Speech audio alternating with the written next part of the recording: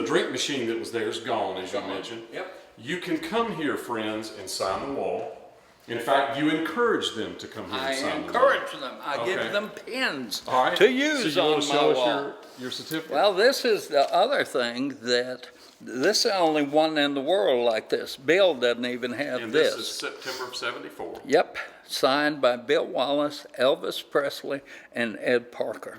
And I am so proud of that, it's not even funny. That is amazing, Yep. Patrick. That is absolutely amazing.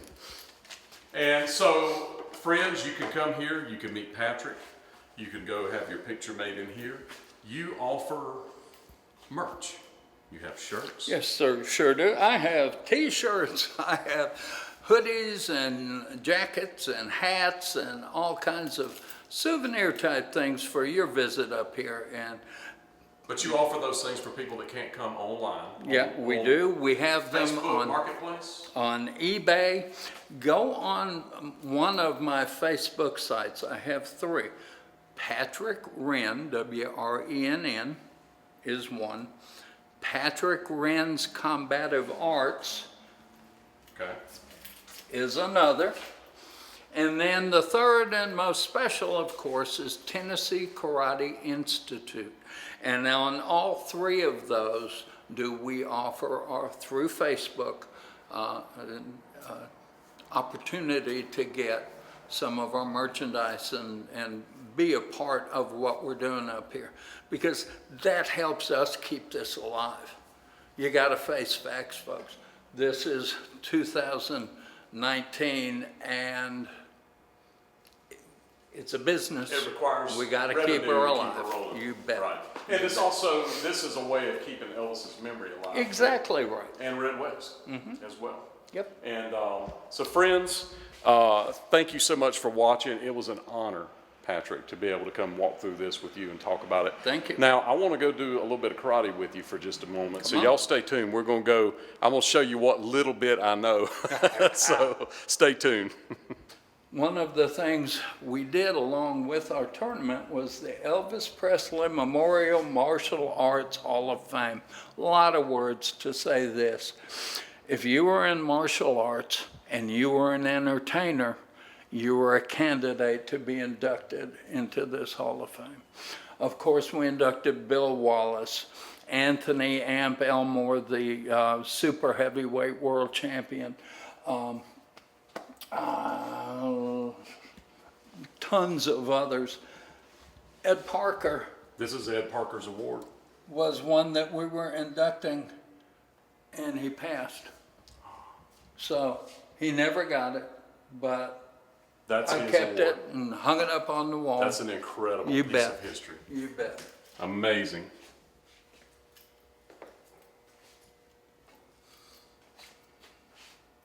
That is very cool, Patrick.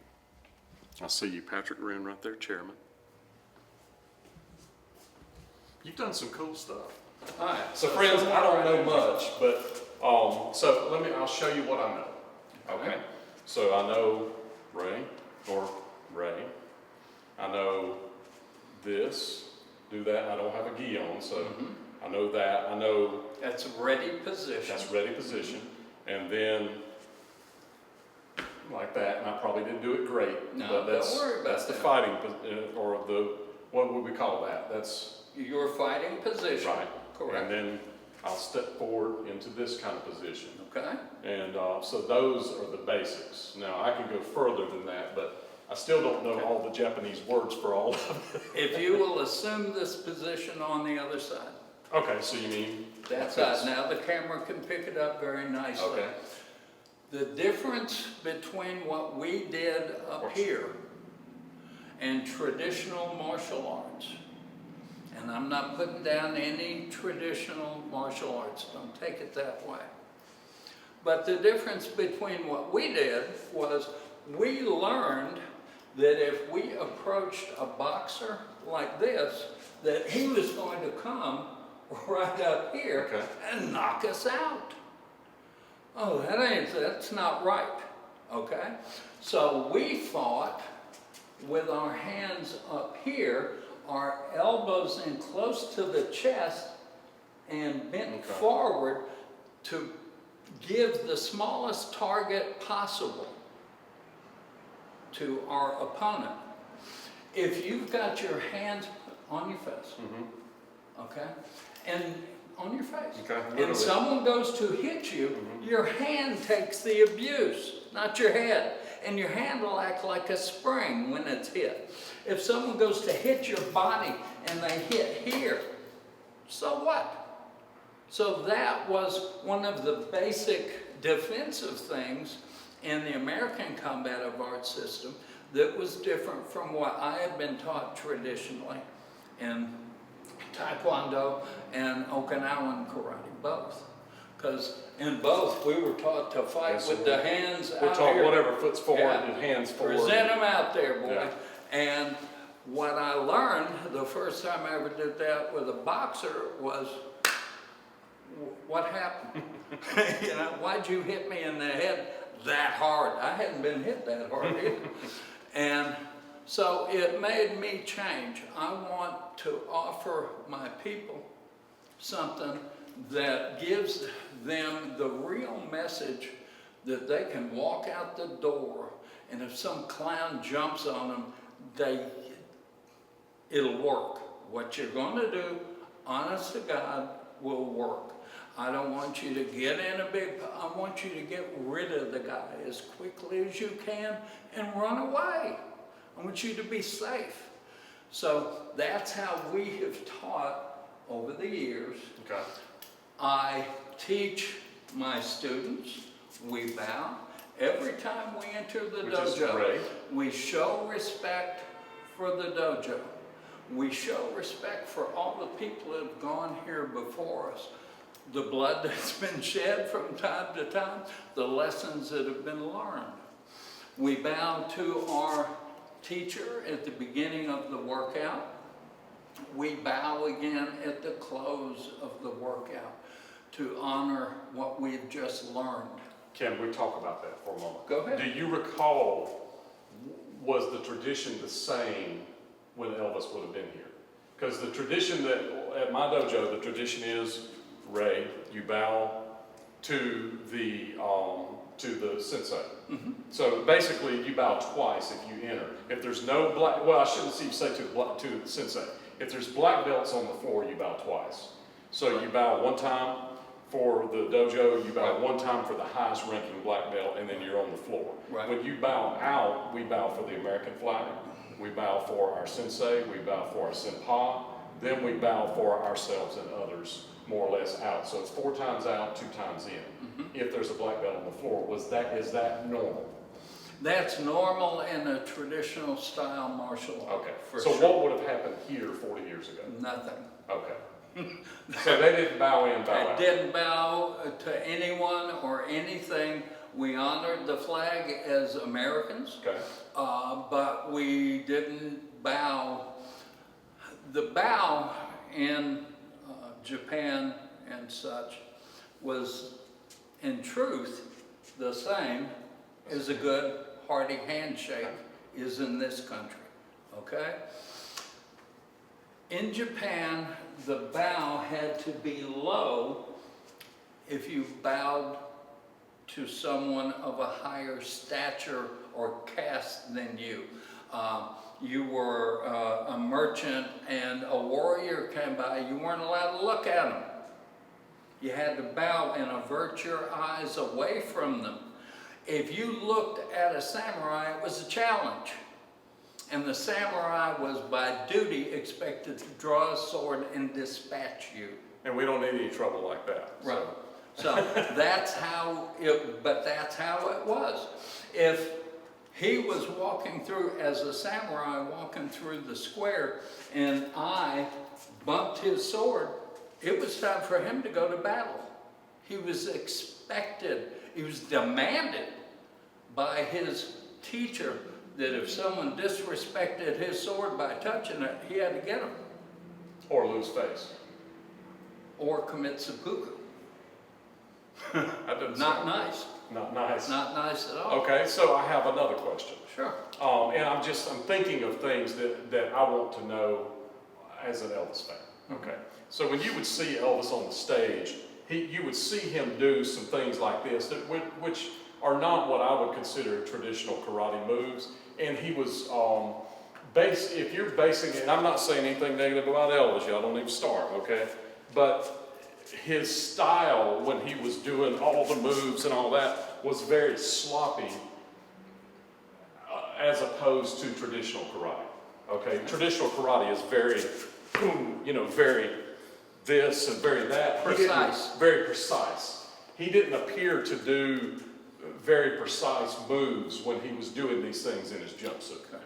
So, and we may not use this, so I don't want to step off into something that's going to start making people mad. But when I look at it, before I ever started taking karate, I didn't know. It just looked like him doing karate moves.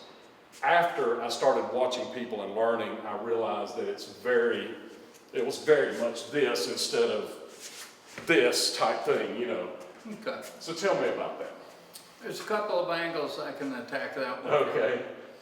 Number one, I've made a living as a bodyguard and a protector and an equalizer for 50 years. I go solve other people's problems. When I do it, it doesn't look pretty. Okay. It doesn't have to look pretty. Right. It's not. It has to be effective. Okay. And that's all I care about. I don't give a flip what it looks like. Right.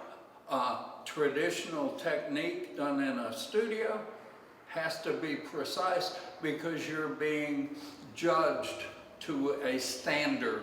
Okay. It's like a dog show. They judge them by a standard. If it's not just this or that, then you're not there. Well, same thing in the karate studio. Secondly, he wasn't there to teach karate while he was singing songs. So even if he was the greatest thing in the world, he wouldn't stand up there and do it so that you could walk out of the show and think you could do it and get yourself hurt and then sue him because you saw him do it and da-da-da. Okay. There's that. Okay.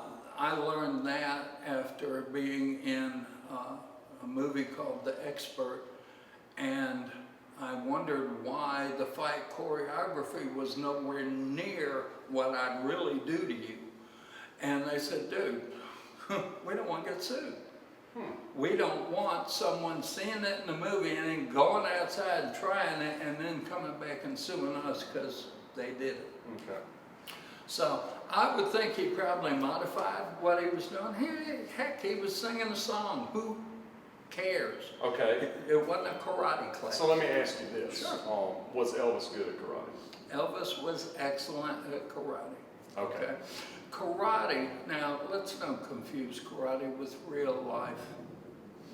Karate is an art form that we practice. That's it. Bill Wallace, the middleweight world kickboxing champion, I have heard him say time and time again, I have never been in a fight outside a karate school. I've never been in a fight out there. My thing wasn't to follow the path of Bill Wallace or Elvis, either one. My thing was to be able to go outside that door and find that person who's getting stepped on and doesn't have anybody to stand up for them, and stand up for them. And in order to do that, it doesn't look pretty. It's not nice.